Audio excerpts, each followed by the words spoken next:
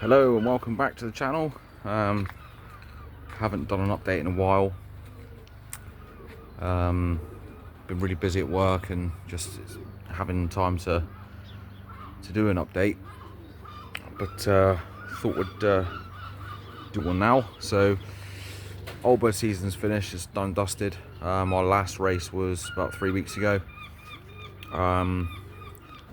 The Cornish Combine finished last week, I believe. I think it was anyway. Our last race we got 3rd club, 7th fed, and I think it was 20th combine.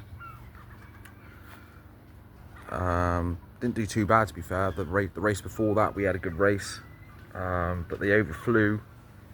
We could have done a lot better in the club. We was 4th club, we could have done a lot better. But they overflew, but you know, that's pigeon racing. So Old Bird season's done and dusted. Could have been a lot better than what it was, but you know, some good fanciers in our club, and our combine as well. But we lost some good pigeons. We lost most of the ones that didn't race as young birds. I think we had 10, we're down to 2, so that's just the theory. I mean, not all of them are going to be good, because personally I think that they should have a bit of experience on the transporter, but with our 3rd club bird, the opal cock that's in that loft there, he wasn't raced as a youngster, so he done pretty well in a really difficult race as well. A lot of losses in the combine, but all in all, it wasn't a bad season. We had one actually turn up that's been missing for over a year with no ETS ring on, so somebody had him in and maybe bred from him, I don't know what, maybe tried to break him and took his ETS ring off just in case, but he come back like that. You get fanciers in the spot, don't even call them pigeon fanciers, they're thieves. An ETS ring costs £1.30.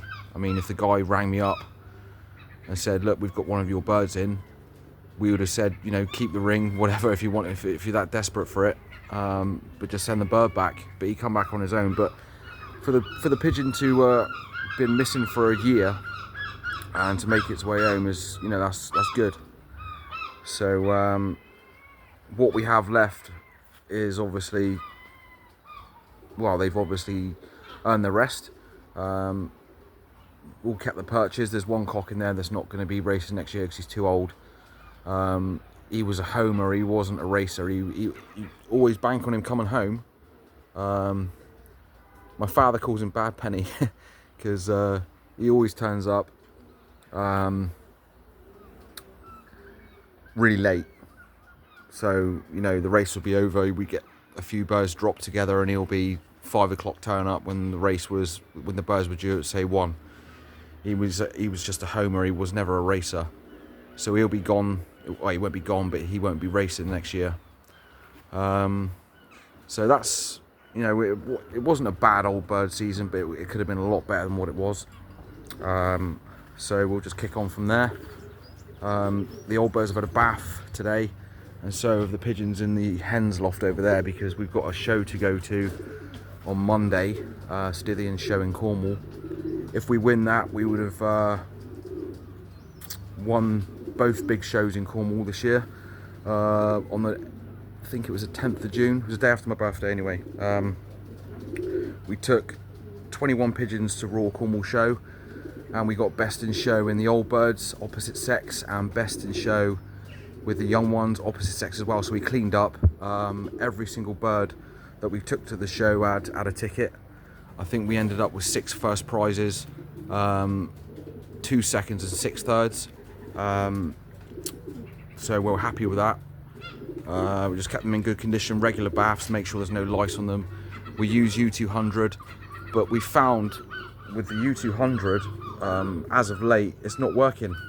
I say it's not working as well as it used to, so I don't know whether, obviously, I don't know, lice are getting used to it. I don't know. We don't have any problems with lice with U200 usually, but we've used permethrin spray on their on the wings, and that seems to have done the trick. So good couple of baths before they go to the show, and they'll be right on. So we're going to be taking a couple of the Old Birds in there. the racers. One of them got best in show last year at Royal Cornwall, and we're going to take a few of the youngsters that are in there. We've bred some cracking youngsters for stock this year. They won't be going nowhere. We was going to put them on LMR, but they were from birds that we paid a lot of money for, so we thought, you know what, we'll keep them back for stock and breed off them and see what they do. We've got grandchildren off the principal pigeons in the young bird loft this year to see what they do. Like the Dutch hen, the Beaver Dam Jansen hen, she's dam and grand dam of winners racing, and we'll see what happens. So like I said, we lost a bare few pigeons in that loft this year. That opal cock there is the one that got third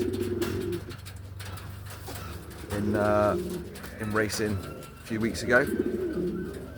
So he's done really well. We're happy with him, even though he didn't have a race as a youngster, roaring around. So I think we ended up with, so we started off with 32 pigeons. Obviously we've lost a few. I think we've got about 16 or 18 left, because we had to put pigeons in from the hens loft to keep the cocks happy and vice versa, just to keep the opposite sex happy when they're racing. So in the youngsters section, we started training 2 weeks ago.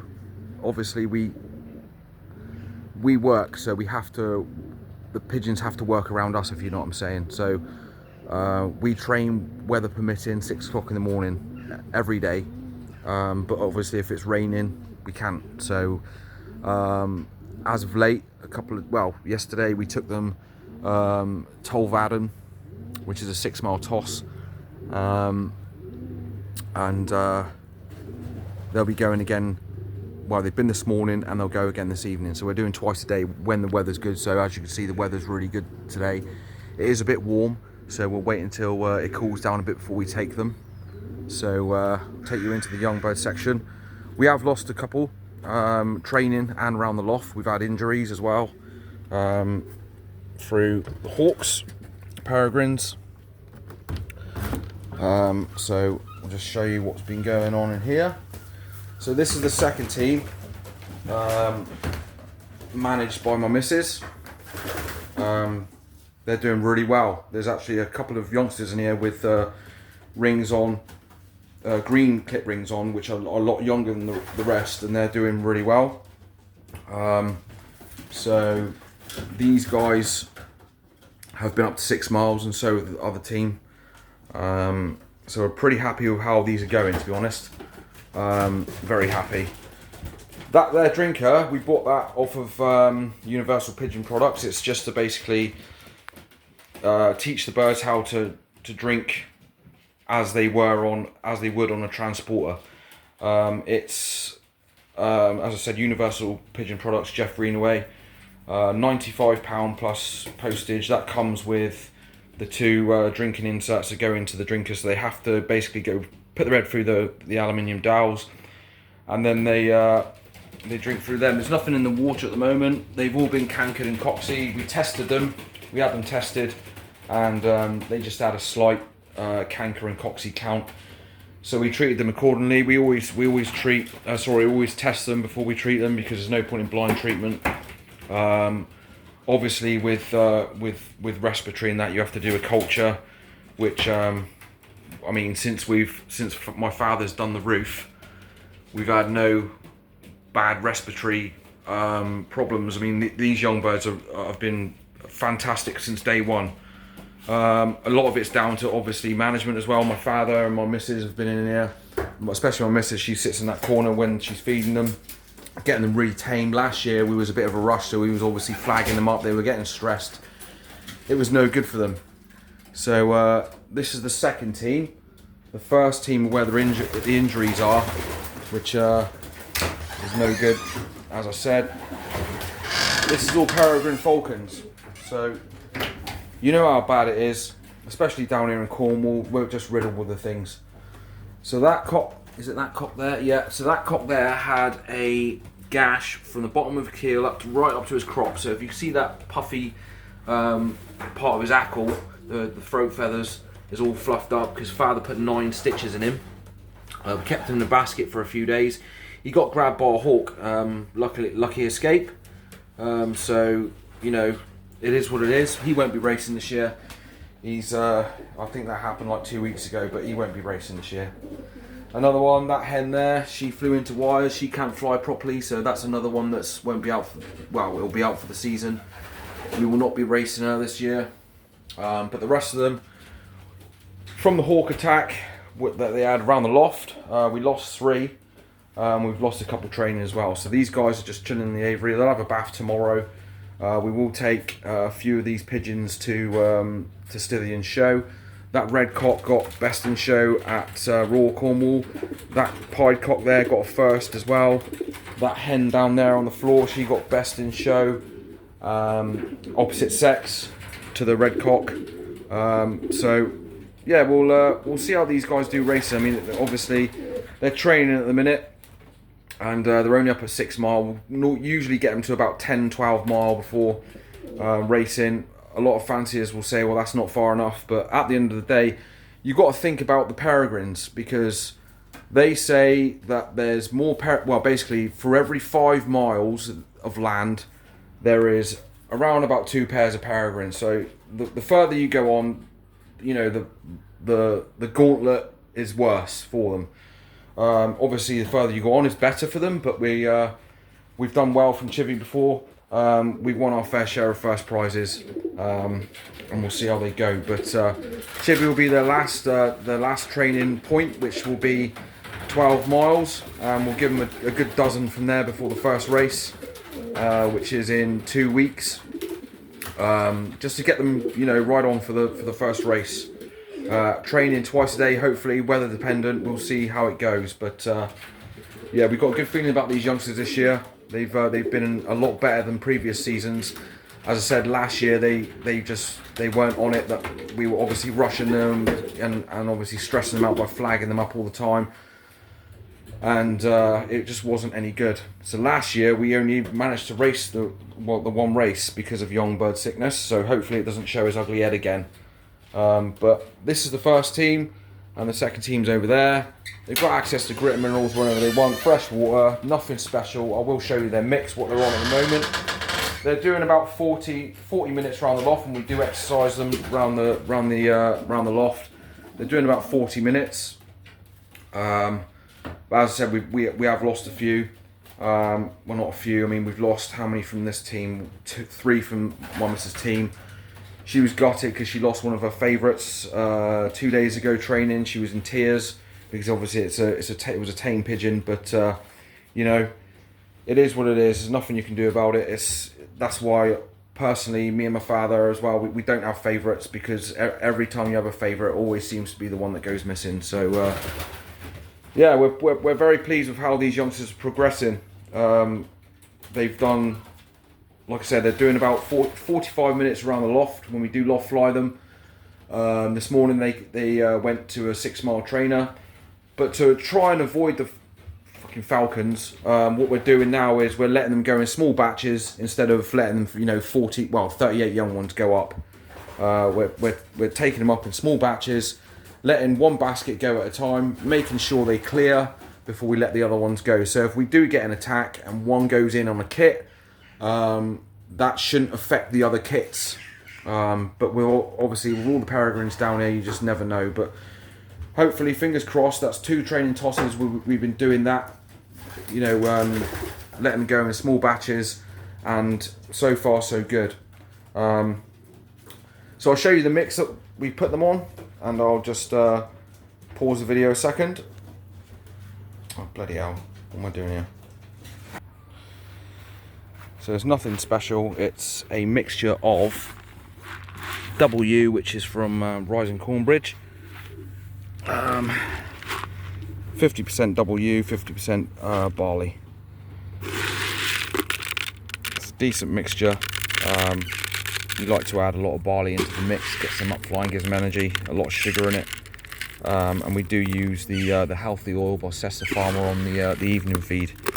So in the mornings, we'll give them, so there's 24 pigeons on one side, 16 on the other. So they'll get 12 ounces in one section in the morning and 8 in the other.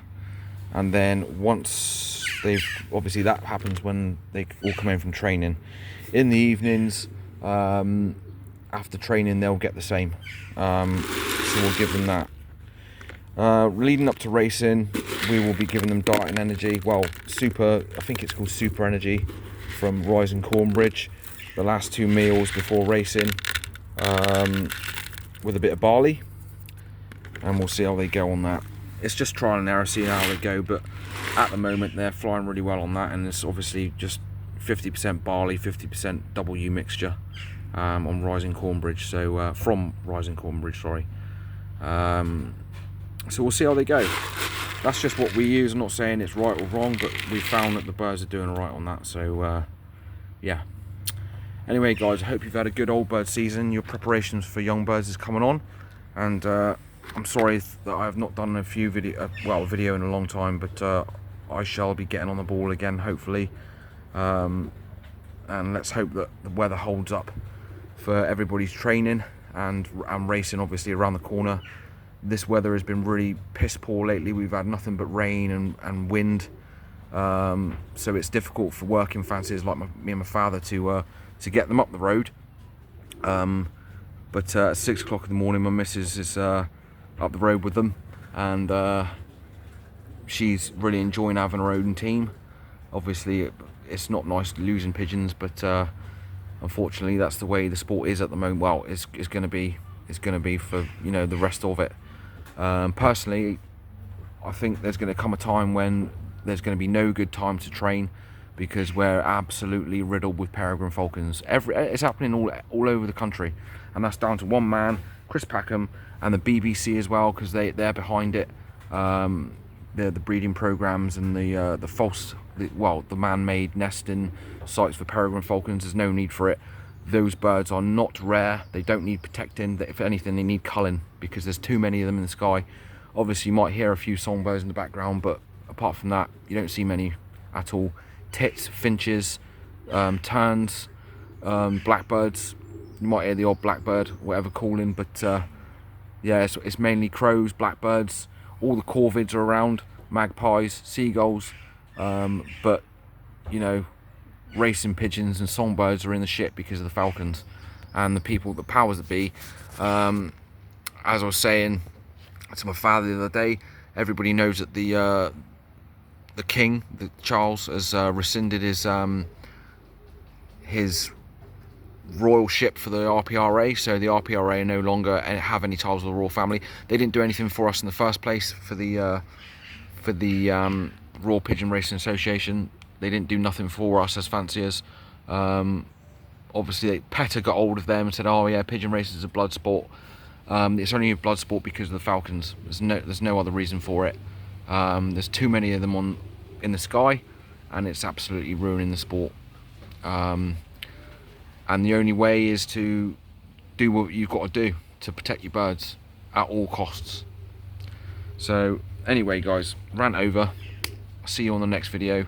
Take care of yourselves, and most of all, enjoy your pigeons, guys. Cheers.